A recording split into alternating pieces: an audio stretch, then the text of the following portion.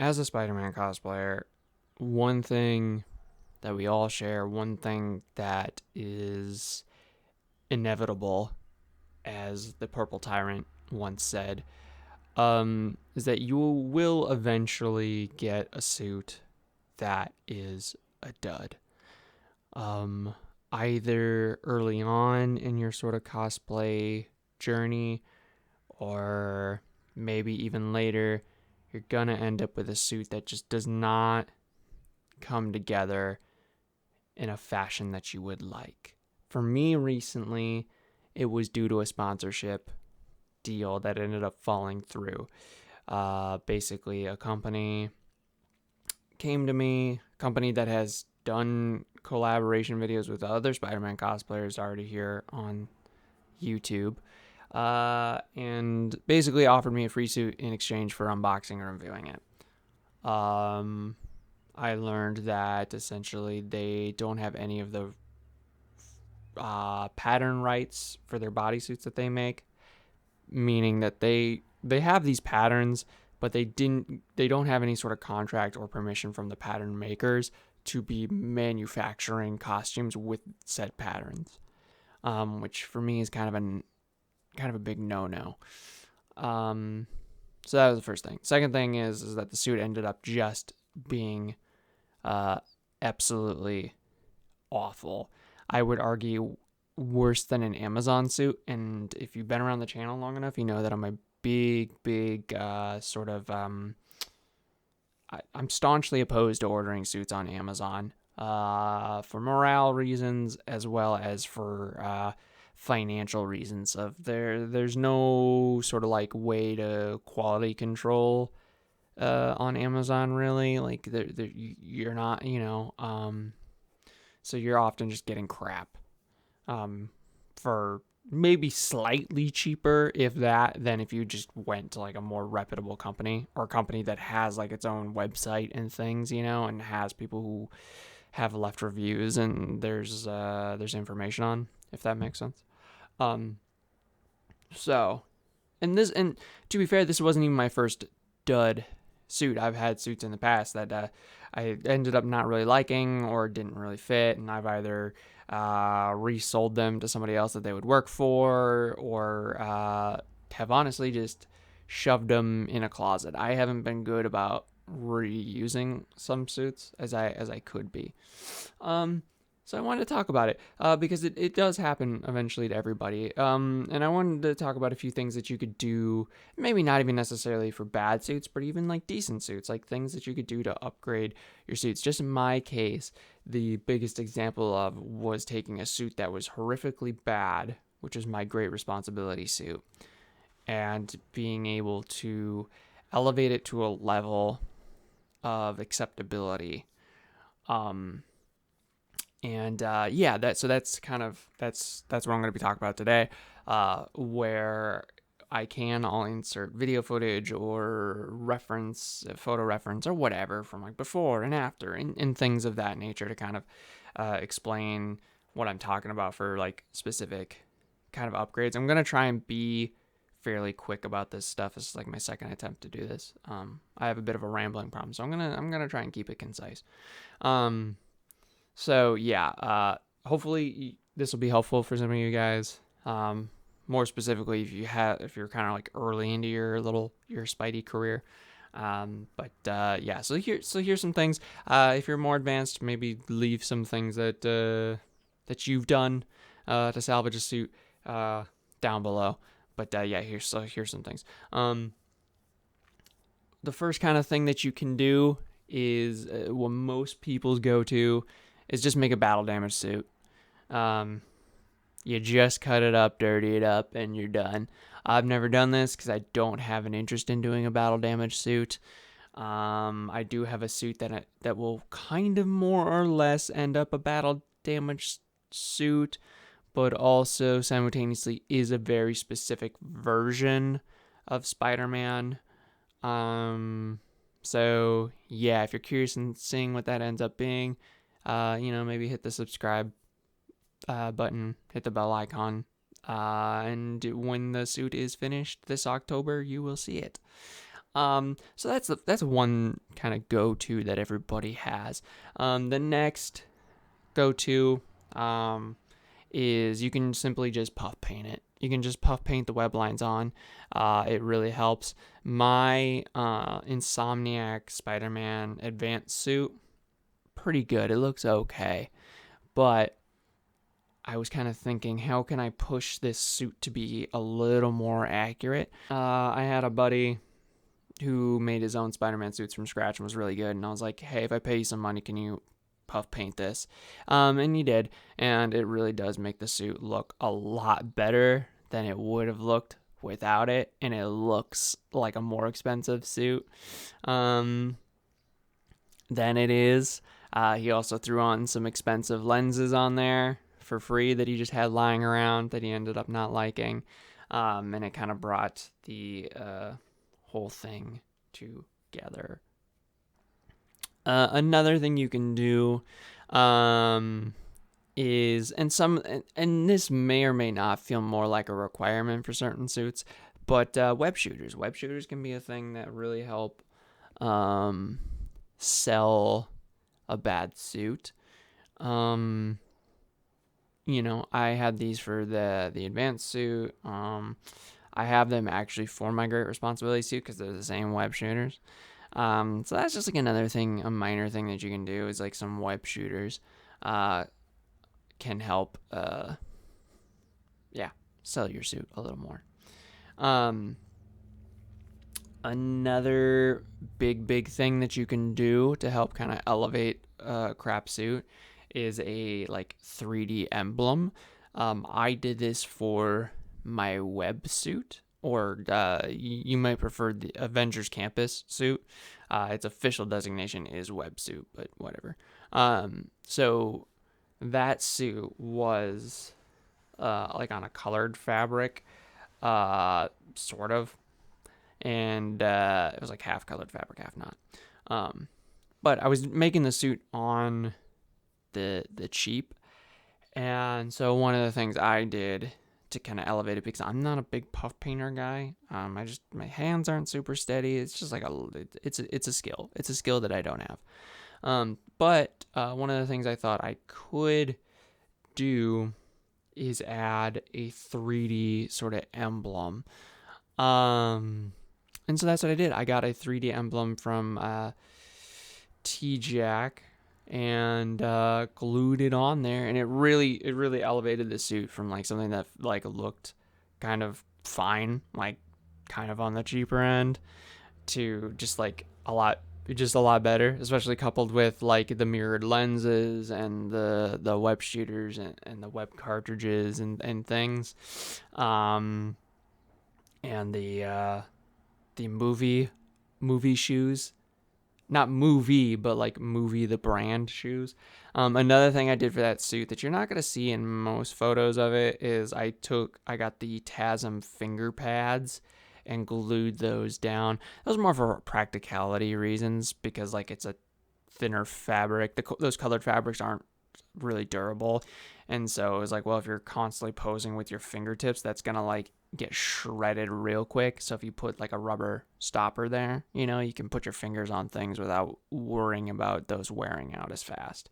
So that's another thing that you could do, is like the 3D emblems. I have one on my Fantastic Four suit, and it just like pulls the whole thing kind of together. So yeah, 3D emblems is a really great way to salvage a suit that's kind of like on the cheaper side. Another option that is a little more malleable, isn't really cut and dry, is like accoutrements, like other 3D sort of like elements that you can work into the design. This goes kind of like with the web shooters, web cartridges. It's gonna really depend on your suit and sort of like what you're going with. For the dark suit, for example, I went with the comic look.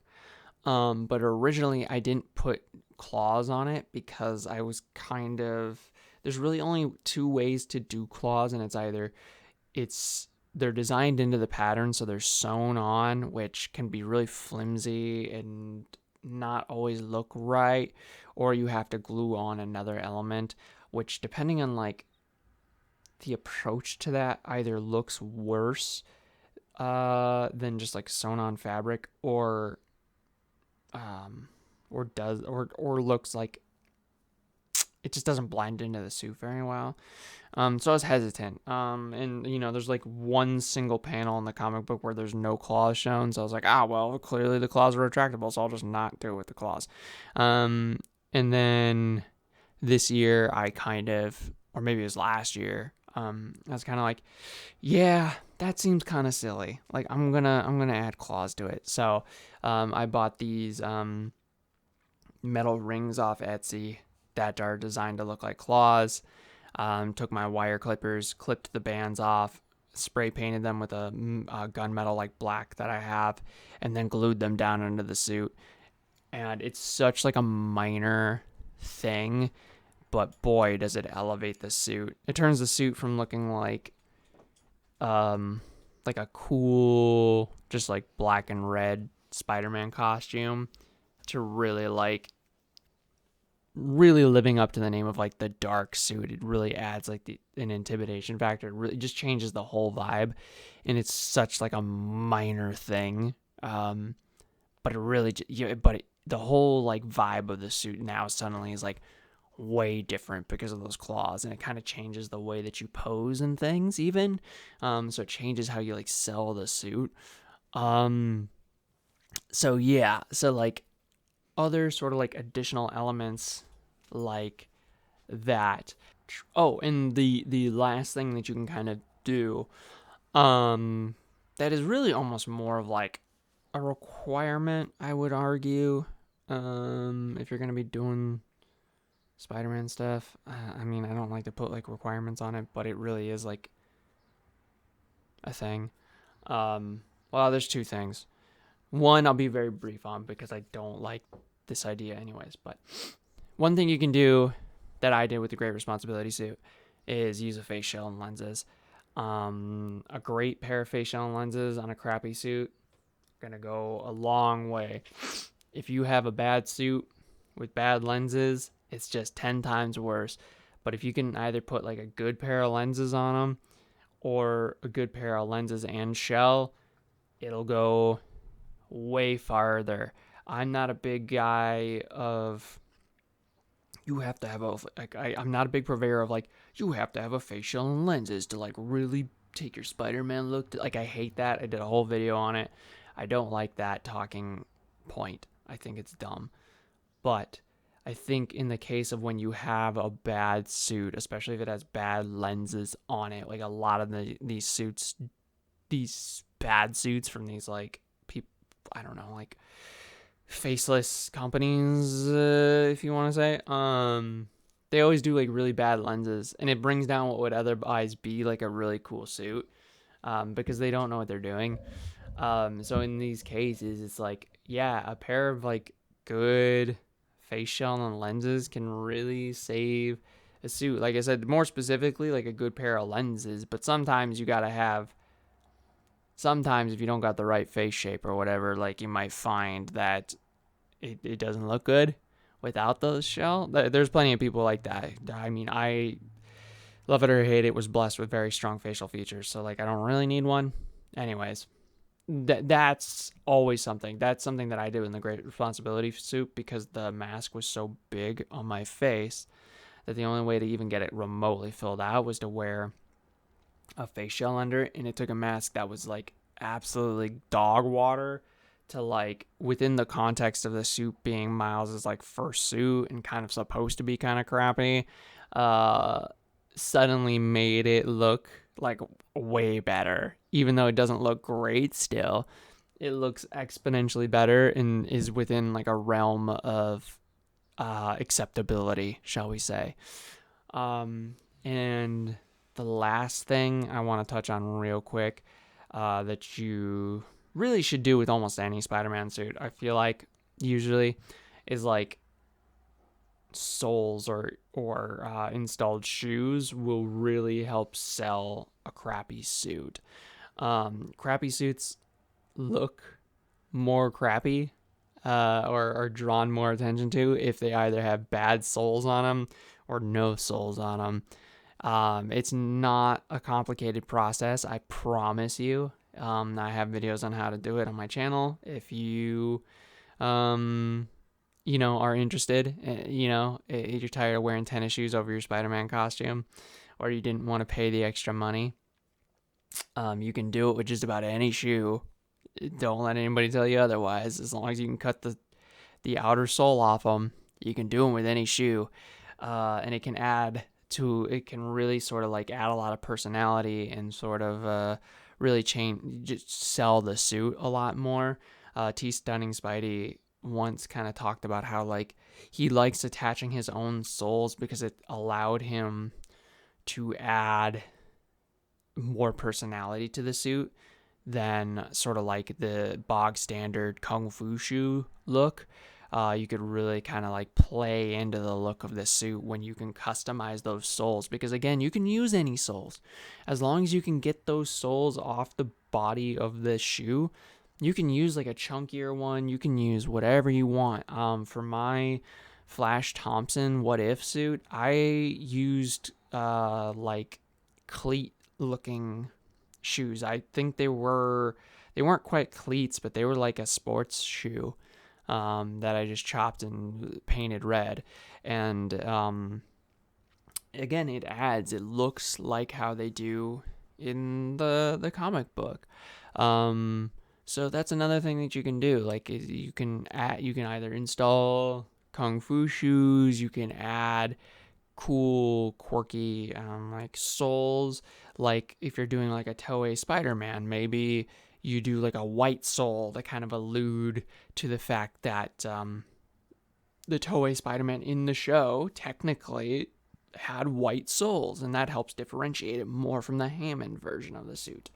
So yeah, there's that's another thing that you can do. And I think that about covers everything I wanted to sort of suggest. So yeah, thank you for sticking through this video with me. I know it's a bit longer, but hopefully some of that stuff, some of those suggestions kind of helps you guys out there who maybe are just starting out, or sort of gives you, ideas, or helps as like a springboard. Yeah. So that's all I got. Like I said, hopefully this helps you guys out. And if you're interested in learning how to do some of this stuff, subscribe, check out some of my videos. I go over how to add soles. I go how to install kung fu shoes. I'm working on a process of creating my own soles from scratch and attaching those in sort of like the method in which they did in the actual movies, like the Sam Raimi movies. So yeah, could be working on more how-tos, could be posting more stuff. So if that kind of stuff interests you guys, like I said, maybe give me a little subscribe, maybe give me a little, maybe hit that little bell. And I won't talk to you, but I'll talk at you, real soon. All right. Bye-bye, guys.